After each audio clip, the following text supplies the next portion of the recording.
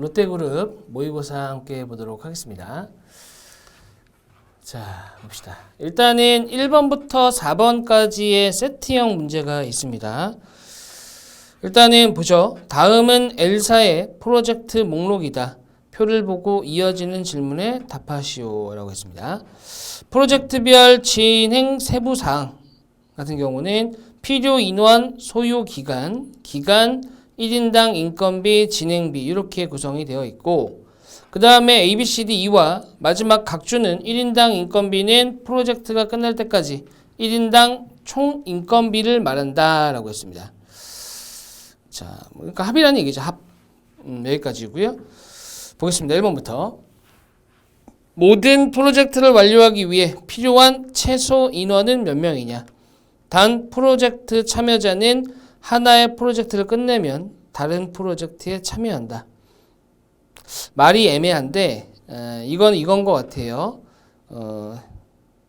지금 보면은 소요 기간이 있고 기간이 있어요. 기간. 그러면 해당 기간에 또는 월 단위로 봤을 때 가장 많은 인원이 들어가는 걸 보면 된다. 이 얘기인 것 같긴 한데 말을 조금 애매하게 해놨습니다. 그러면 요거는 표를 그려보면 되겠네요. 또는 그림을 그려보면 될 것 같아요. 그래서 2, 3, 4, 5, 6, 7, 8, 9 2월 달에는 지금 46명, 42명이죠. A가. 그 다음에 B가 42명, 42명. 그 다음에 3월 달에는 여기 C가 24 추가가 되고요. 24. 여기까지네요. B가 5월까지였어요. 5월까지. 42. 여기까지. 그 다음에 C가 2개월이었습니다. 그 다음에 D가 5월부터 7월. 50이에요. 50. 7월. 그 다음에 마지막으로 D는 7월부터 9월까지 15. 이렇게 되는 것 같아요. 그죠? 그러면 가장 많은 인원이 들어가는 걸 찾으시면 되고 88, 66, 92, 50, 75, 15. 요때네요. 그죠? 92명 들어가는 경우가 가장 많이 들어가는 경우입니다. 그래서 더 있어도 되지만 92명 어디까지나 최소예요. 그러니까 5월 달은 일단은 일을 하려면 92명이 동시에 투입돼야 되는 상황이기 때문에 최소값이 가장 합이 큰 걸 고르는 겁니다. 이 사람들이 그대로 다른 일을 하지 않고 매월 다른 사람이어도 돼요. 그러면 사람 수가 플러스가 되는 거겠죠. 그렇죠? 92명만 데리고 있으면은 맥시멈 5월 달도 할 수 있다. 이 관점으로 봐야 됩니다. 그 답은 3번입니다. 다음 2번. 다음 중 L사의 A부터 이 프로젝트를 인건비가 가장 적게 드는 순서대로 나열한 것은 있습니다. 인건비. 그러면 요거는 1인당 인건비에다가 필요 인원을 곱하면 될 것 같은데요. 필요 인원을. 그러니까 이거죠. 이거. 이렇게. 됐죠? 근데 이게 결과적으로는 거기 나와 있는 것처럼 1인당 인건비는 프로젝트가 끝날 때까지의 1인당 총 인건비를 말한다 라고 했으니까 여기는 A는 46 곱하기 1 곱하기 130을 하면 되죠. 근데 B 프로젝트부터는 어떻게 해야 돼요? 42 곱하기 4 곱하기 550이 돼야 됩니다. 맞죠? 550. 자, 가볼게요. 그럼 이제 해봅시다. 자, 요거 같은 경우는 순서대로 46 곱하기 130. 요거는 42 곱하기 550 곱하기 4 곱하기 50으로 할까요? 4 곱하기 550. 됐죠? 그 다음에 C 프로젝트 같은 경우는 24 곱하기 2 곱하기 290. 그 다음에 D 프로젝트 같은 경우는 53 430. 자, 이게 애매하네요. 애매하네요. 예, 이 숫자를 빼야 될 것 같아요. 왜냐면은 지금 보니까 550만 원 인건비인데 이 인건비라는 게 총인건비를 말한다. 아, 죄송합니다. 이거 그냥 그대로예요. 그대로. 요거네요. 요거. 네, 이겁니다. 왜냐면은 이 말이 조금 애매해가지고 그럼 급여가 너무 커져서 급여가 너무 커져서 현실적으로 네, 맞습니다. 그러니까 여기가 1인당 인건비라는 얘기는 4개월 동안 주는 돈이라는 얘기 같아요. 그렇게 하면 또 너무 적긴 한데 이렇게 되고요. 여기가 그냥 290입니다. 그죠? 끝날 때까지 주는 거니까 인원수에다가 오케이. 자, 여기다가 곱하기 430. 여기다가 이제 어떻게 되는 거예요? 15 곱하기 400. 됐죠? 자, 한번 보겠습니다. 이게 뭐 사실 가장 큰 값은 금방 나와요. A가 1등이냐, 2가 1등이냐 하거든요. 얘가 1등이냐, 아니면 얘가 가장 꼴등이 뭐냐? A가 꼴등이냐, 2가 꼴등이냐. 근데 딱 보면은 3배가 넘고 박빙이네요. 박빙. 여기가 6천입니다. 6천. 그다음 여기는 46 더하기 3을 곱하게 되면은 138이네요. 아슬아슬하게 5,980. 가장 작은 게 일단 A입니다. A. 그럼 A 다음엔 2가 와야 돼요. 그 다음에 이 다음엔 C가 오고 B하고 D 중에 누가 크냐요? B하고 D. 그죠? 그럼 요거는 42에다가 5 곱하면은 210. 210.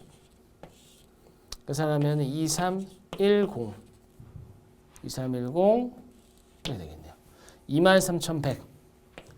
요거는 어디 보자. 계산을 해보시면 이게 D죠? D사가 됐네요. 이거 계산하면은 어디 보자. 43,000의 절반이니까 21,500이네요. 그러니까 가장 큰 게 B예요. B. 그러니까 B니까 B가 맨 마지막에 있는 답은 3번입니다. 근데 사실 얘네는 정확하게 값을 다 구해놓을 필요가 있습니다. 이게 만약에 순위만 물어보고 끝나는 내용이었다면 그러면 괜찮아요. 여기까지만 해도. 답은 일단 2번이긴 한데 이 다음 거 있죠. 3번을 보시게 되면은 진행비까지 더해야 돼요. 진행비까지. 그렇기 때문에 진행비까지 더한 값을 비교하려면은 명확해야 되거든요. 그래서 다시 한번 정확하게 해보면 여기 5,980 맞죠? 그 다음에 두 번째가 23,100. 아까 적었던 거 다시 적는 겁니다. C는 구하지는 않았었는데 해보시면 6,960 나와요. 그 다음에 D는 아까 해봤죠? 21,500. 그 다음에 여기는 6,000. 그 다음에 이 값에다가 뭐 하는 거예요? 진행비를 더하는 겁니다. 그래서 순서대로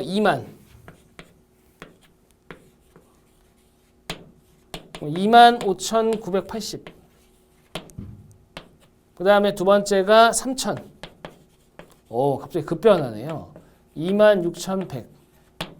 여기는 15,000. 택도 없네요. 21,960.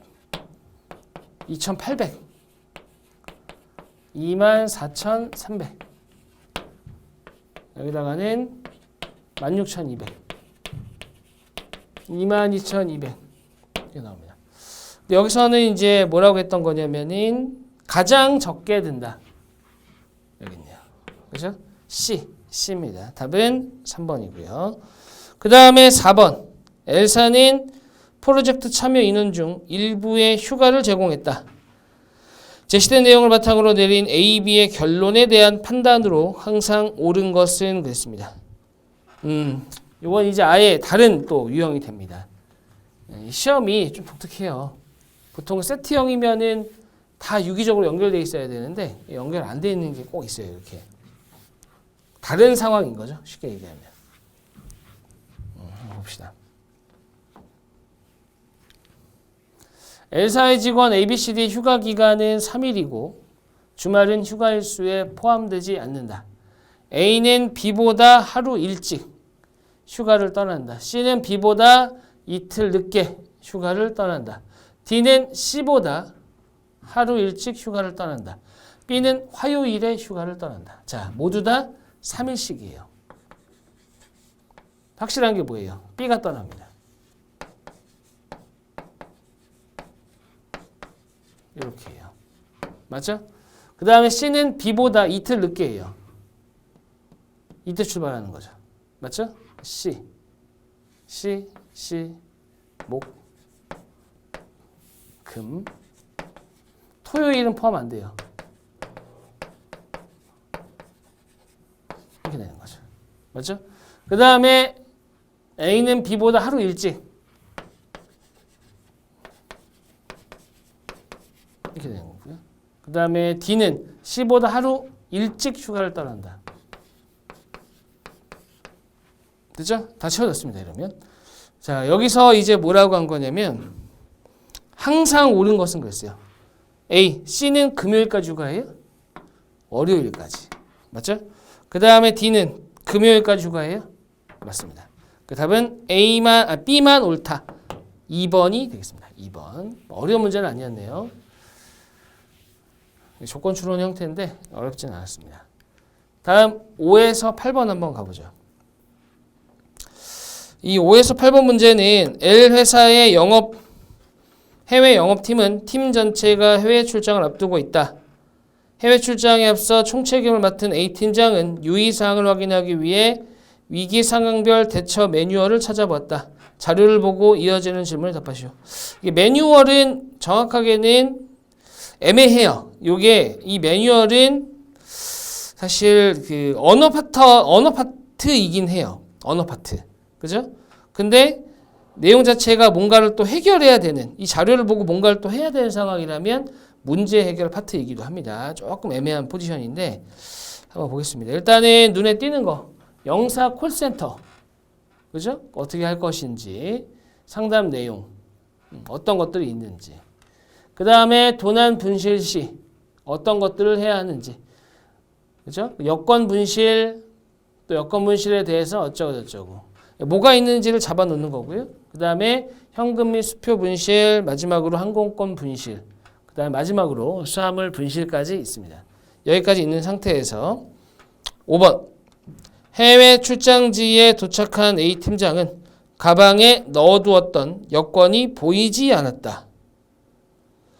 안차 도난 상황임을 짐작하고 경찰에 신고했다. 하지만 어이없게도 여권이 A 팀장의 주머니에서 발견되었다. 이 상황을 나타내는 사자성어로 가장 적절한 것은 이렇습니다. 자, 일단 보세요. 이게 지금 어디 있던 거예요? 결과적으로. 어디 있던 걸 찾은 거죠? 주머니에 있던 건데 이거를 도난당했다라고 생각을 한 거예요. 맞죠? 그러면은 바로 앞에 있는데도 불구하고 못 찾았다. 이 개념으로 보셔야 되잖아요. 그죠? 자, 그렇기 때문에 등하불명. 말이 좀 어려운데 등하불명이라는 것은 등, 밑에 어둡다는 얘기. 밝지 않다. 등잔밑이 어둡다. 요겁니다. 등잔밑이 어둡다. 그래서 등하불명. 그 답이 2번이 되는 것이고요. 나머지도 간단하게 좀 확인을 해보자면 누란 지위, 쌓아놓는 거예요. 층층이 쌓아놓았을 때 지위, 누란, 층층이 쌓아놓은 얘네들이 위태로움. 그죠? 달걀을 2개 이상 쌓을 수 있나요? 2개까지는 모르겠는데 그 이상은 좀 어렵죠. 그 다음에 수구초심, 근본, 초심을 잃지 않아야 한다. 조족지혈, 세발의 피 같은 내용이고요. 그 다음에 질환지교, 요거는 이제 벗. 친구와 친구 사이, 벗 사이의 관계를 나타내는 내용인 거죠. 그래서 거리가 좀 멉니다. 그래서 5번의 답은 2번으로 보시면 되고요. 다음 6번. 다음 중 A 팀장이 해외 출장 전 팀원들에게 당부해야 할 내용으로 적절하지 않은 것은 그랬어요. 자, 일단은 1번부터 보실까요? 수화물을 분실했을 때 화물 인수증이 없어도 해당 항공사 직원에게 항공권을 보여주면 항공사에서 책임지고 배상해주니 걱정하지 마세요. 이게 결과적으로 화물 인수증이 없어도 되느냐. 수화물 분실 같은 경우는 화물 인수증을 해당 직원에게 제시해야 된다고 써 있어요. 맞죠? 그렇기 때문에 바로 틀렸네요. 답은 1번이고 나머지는 다 있는 그대로의 내용이기 때문에 확인만 해보면 될 것 같습니다. 다음 7번 볼게요. A팀장은 위기 상황별 대처 매뉴얼을 기반으로 유인물을 만들어 팀원들에게 나눠줬다. 다음 중 팀원들의 질문에 대한 A팀장의 답변으로 적절하지 않은 것은 이렇습니다. 1번 B들이 만약 여권을 분실했는데 그 사실을 한국으로 돌아가기 전날 알았다면 어떻게 하죠? 급히 귀국해야 하는 경우이니 여행 증명서를 발급받으면 됩니다. 여권 분실, 여권. 자서 만듭니다. 자, 급히 귀국해야 할 경우 써있네요. 자, 답변 맞아요. 2번 현지에서 잃어버린 물품에 대해서 가입한 여행자 보험사에 청구하려고 할 때는 어떤 서류가 필요한가요? 현지 경찰로부터 도난 신고서를 발급받으면 자동으로 해당 보험회사에게 정보가 넘어가니 따로 제출할 서류가 없다. 자, 해외 여행자 보험사예요. 그죠? 자, 해외 여행자 보험.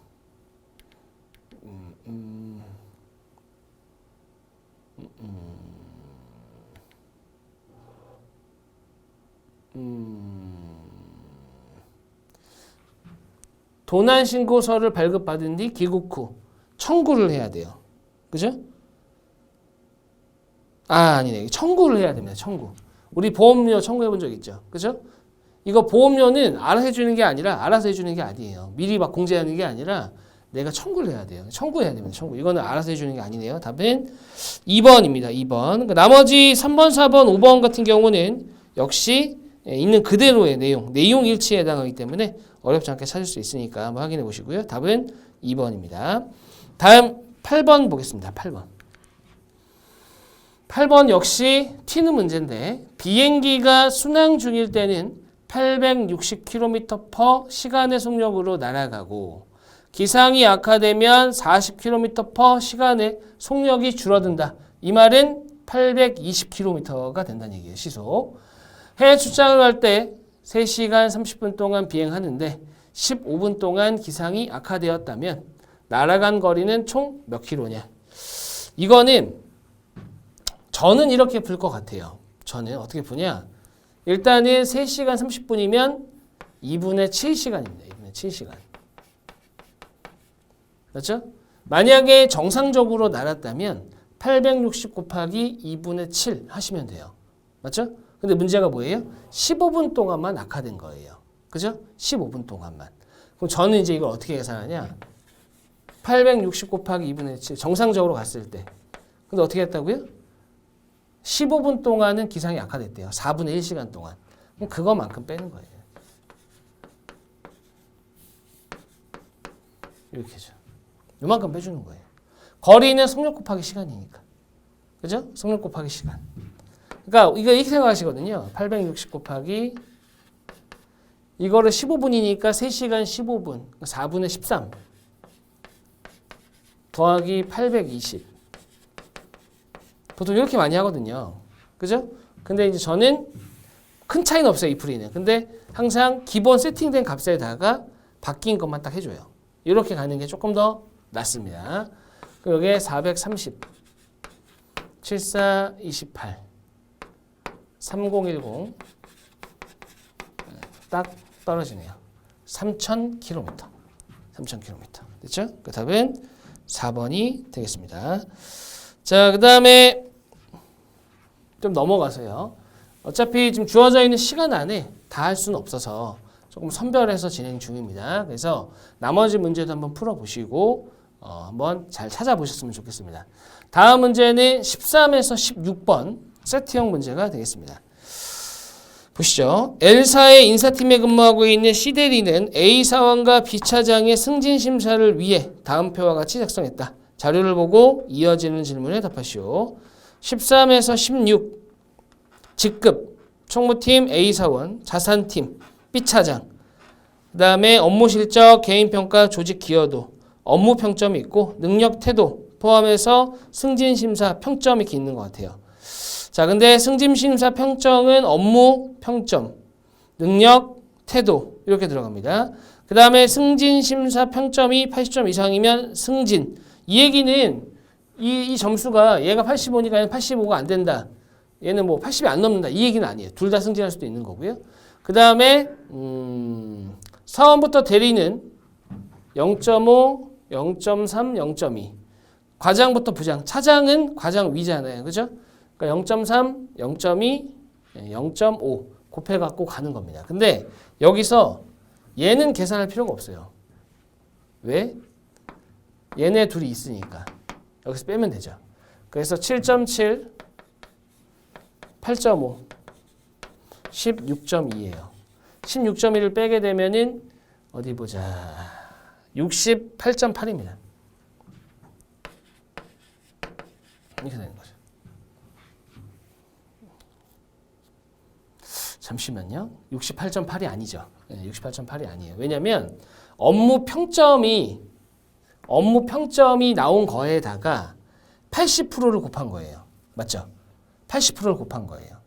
그러면은 요거를 놓고 본다면 얘는 68.8이 아니라 80%가 68.8이니까 68.8에 그냥 계산하는 게 낫었겠네요. 그죠? 80%였으니까 10분의 8, 0.8 곱했으면 0.8로 나눠야 돼요. 되죠? 이렇게 되면은 88에 64. 그 다음에 68에 48. 8.6 곱하기 10이니까 86점. 86점입니다. 됐죠? 여기는 해야 돼요. 그죠? 이거 구하기 위해서. 자, 그래서 여기 한번 채워보겠습니다. 자, 업무 실적에다가는 0.5 곱하는 거니까요. 43. 0.3, 21. 0.2, 16. 70. 10이네요. 딱 80점입니다. 80점. 됐죠? 아, 안 되네요. 안 됩니다. 왜냐면은 여기가 80%, 64. 여기 10%. 10%잖아요. 78점이에요. 이렇게 되면 A사원은 일단 승진이 안 돼요. 그죠? 자, 요 상황입니다. 요 상황. 13번. B차장의 업무 평점은 86점이에요. 아까 적었던 68.8 이거 안 됩니다. 이거는 80%한 값이에요. 됐죠? 그 다음에 14번에 A사원의 승진심사 평점은 나왔어요. 78점. 승진 못했습니다. 그 다음에 15번. 기억과 같은 의미. 기억과 같은 의미. 자, 기억에서 뭐라고 그랬냐면 직급에 따른 업무 항목별 계산 기준. 우리가 알고 있는 계산이잖아요. 셈. 그렇죠? 수치. 어떤 값. 이런 것들을 계산하는 거. 곱하기, 더하기, 나누기 이런 것들을 통해서 계산하는 형태가 저 계산이에요. 그래서 같은 의미. 1번 B차장은 오늘 지출한 전체 매출과 비용을 계산했다. 수치나 이런 것들을 계산했다는 거 아니에요. 1번이네요. 1번. 맞죠? 자, 그 다음 2번. A사원은 법인카드로 점심 식사를 계산했다. 카드로 계산했다. 그죠? 카드로 계산했다. 카드로 계산했다. 이거 언뜻 보면은 비슷한 느낌으로 보이긴 하지만 어떤 도구를 사용해서 한 거잖아요. 그죠? 그러니까 이거는 결제를 했다. 결제 같은 느낌이에요. 그래서 2번은 조금 다르다. 그 다음에 3번에 그는 계산에 밝은 편이다. 보통 여기서 말하는 계산이라는 것은 셈을 얘기하는 것이 아니라 이해 득실을 잘 따진다. 이거거든요. 그죠? 그 다음 4번에 계획을 세울 때는 뜻하지 않는 일도 계산해 두어야 된다. 이 계산은 수치 계산은 아니죠. 물론 수치 계산도 포함될 수도 있지만 요거 예상하는 걸 보통 얘기하는 것이고, 그 다음에 5번에 C대리는 이것저것 계산하지 않고, 이것도 마찬가지네요. 한 길만 고집한다. 이해 득실과 관련된 내용이다. 그래서 답은 1번이다. 이렇게 보시면 되겠네요. 1번. 그 다음에 16번이 좀 생뚱맞은데, 원래 마지막 네 번째 문제는 꼭 생뚱맞은데, A사원이 승진심사 결과 이후 가져야 할 마음가짐 그랬어요. 마음가짐. 마음가짐은 뭐예요?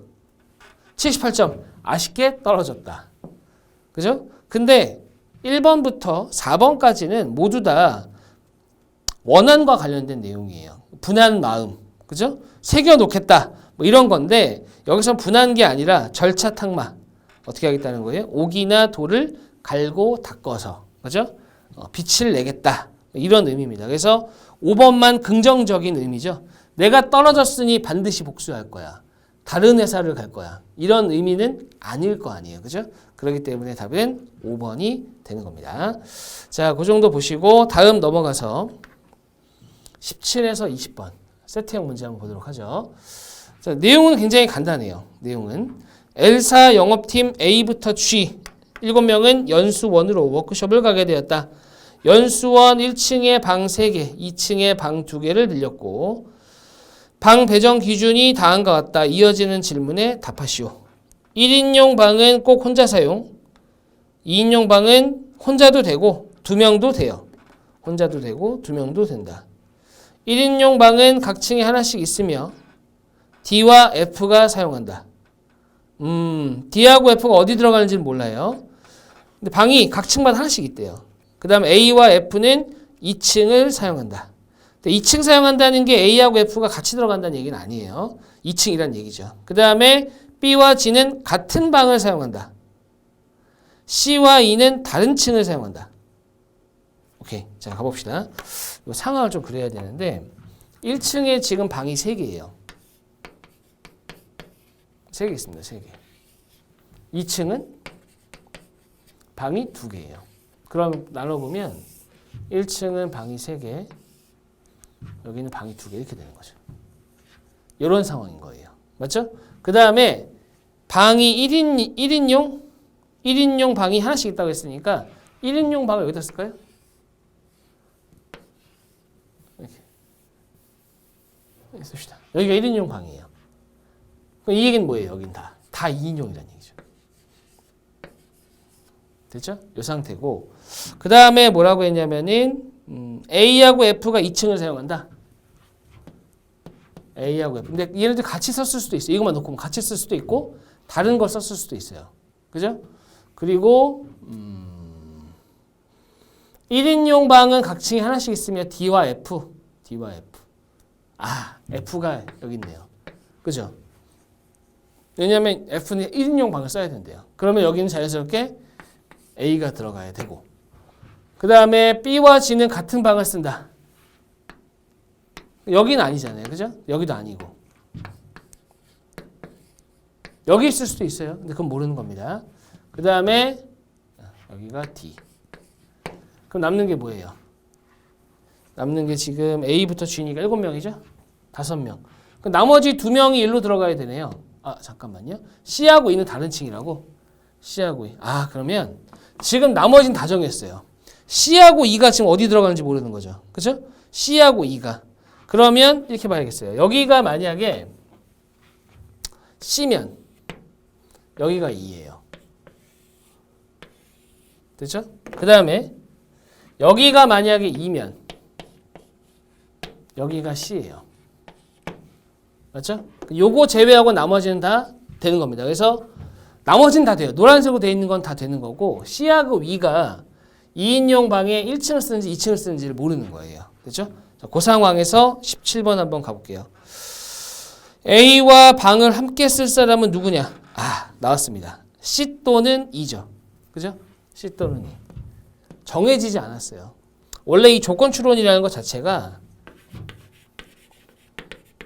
조건 추론 결과값을 딱 봤더니 불확실해요. 불확실한 거를 불확실하게 얘기한다. 요거는 가능하다. 참과 거짓이 확실합니다. 그죠? C가 들어갈 수도 있고 E가 들어갈 수도 있다. 근데 C가 있다. A는 C하고 쓴다. 이러면 틀리는 거예요. A는 E하고 쓴다. 이러면 틀리는 거예요. 근데 불확실하게 C가 될 수도 있고 E가 될 수도 있다. 이렇게 얘기하면 맞는 겁니다. 그래서 C 또는 E 1번이 되고요. 그 다음에 18번 1층은 확실한 게 뭐예요? 4명이 써야 되는 거죠. 무조건. 그죠? 2명 아닙니다. 이거 둘 중에 1명이 들어가는 거지. 그래서 4명인 게 확실하다. 됐고요. 그 다음에 19번. 2가 나왔어요. 이게 뭐예요? 정해주는 거죠. 2가 어디라고요? 2가 1층을 사용하는 경우. 요거네요. 요거. 그럼 여기서 어떻게 되는 거예요? 얘가 되는 거죠. C가 2층이 되고요. 2층에 누구와? A와 써야 됩니다. A와. 어차피 여기가 1인용이라서 2층 올라왔으면 A밖에 안 돼요. A밖에. 다음 20번. 2층은 몇 명 사용하는 거예요? 명확하죠 이것도. 2층이 몇 명 사용하는 거예요? 자, 2명, 1명이니까 무조건 3명이 됩니다. 사실 이런 세트형 문제는 어렵지는 않아요. 근데 이 조건 추론, 제가 앞에서 말씀드린 것처럼 이 조건 추론이라는 것 자체가 이 얘기만 좀 해볼까요? 기억 나왔으니까 불확실한 걸 불확실하게 쓰는 거 괜찮아요. 그 다음에 확실하게 나온 결론을 확실하게 표현하는 거 문제 없습니다. 그 다음에 확실한 거를 불확실하게 얘기하는 경우도 가능할 수도 있어요. 무슨 얘기냐? 이런 거죠. F가 확실히 2층이에요. 근데 F는 2층일 수도 있다. 불확실하게 얘기해도 맞다는 거예요. 근데 이제 제일 문제가 되는 건 항상 불확실한데 확실하게 얘기하는 거. 뭐예요? 여기는 C하고 E 어떤 거 들어갈지 모르는데 A 옆에 C가 있다. A 옆에 E가 있다. 이런 표현. 불확실한데 확실하게 표현하는 형태. 이런 게 항상 문제가 되는 것이 조건 추론의 형태다. 이렇게 보시면 되겠습니다. 됐죠? 자, 여기까지 보고요. 나머지 문제는 제가 앞서 말씀드렸듯이 다 볼 수는 없어서 좀 참고해야 되는, 우리가 봐야 되는 유형 위주로 좀 살펴봤습니다. 강의는 여기서 마무리하도록 하겠습니다. 수고하셨습니다.